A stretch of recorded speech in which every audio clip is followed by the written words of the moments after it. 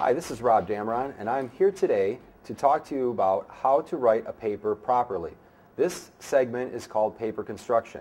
There will be several segments on how to construct a paper.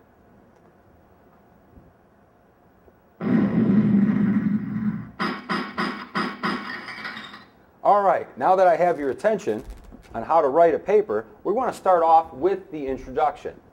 All right, when we are writing an intro, we want to make sure that we have three key components. Number one to an introduction is we want to have what we call an attention grabber. For example, if I'm writing a paper about the Salem witch trials, I don't want to start off and say, this is my paper about the Salem witch trials. That's really boring. I want to start off with something that the reader's going to want to read. For example, I could say, she's drinking my blood, as Abigail ran through the courthouse screaming, scratching and barking like a dog. That's going to grab the reader's attention.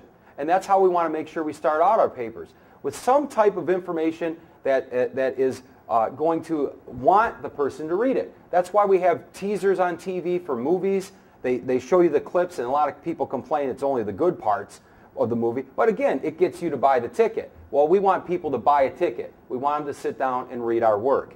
The second part of an introduction is going to be a little bit of background information. You want to give the reader a little bit of detail. So let's go back to that first example I just said with the attention grabber about Abigail Williams and the Salem witch trials, and she's screaming around, running crazy.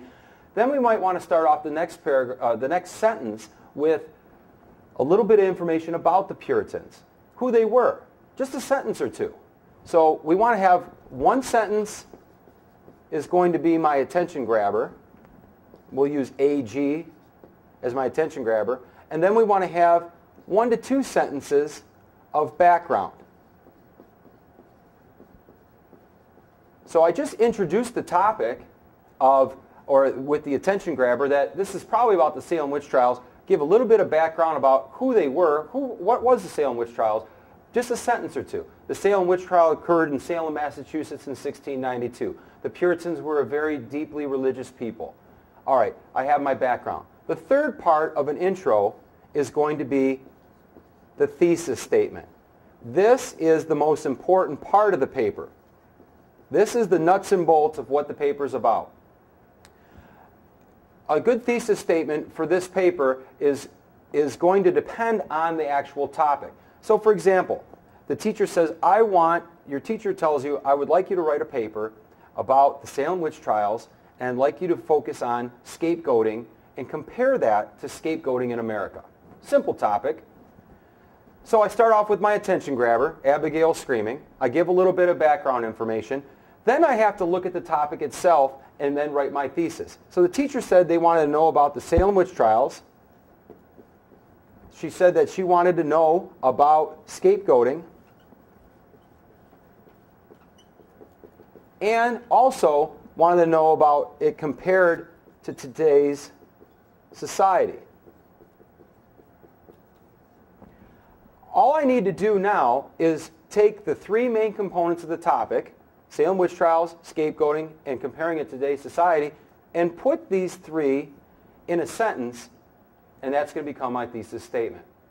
So I could simply say the Salem witch trials occurred in 1692 and led to the deaths of 20 people. Innocent people were scapegoated and blamed for crimes that they did not commit. The same instance of scapegoating occurs in today's society in the NFL with Terrell Owens and the Dallas Cowboys. Now I have an attention grabber. I grabbed everybody's attention with the screaming and the yelling. I gave a little bit of background information about the Puritans themselves. And then I took the nuts and bolts of what the topic is asking me to write about, and I just simply turned it into a thesis statement. And that's how you write an introduction to a paper.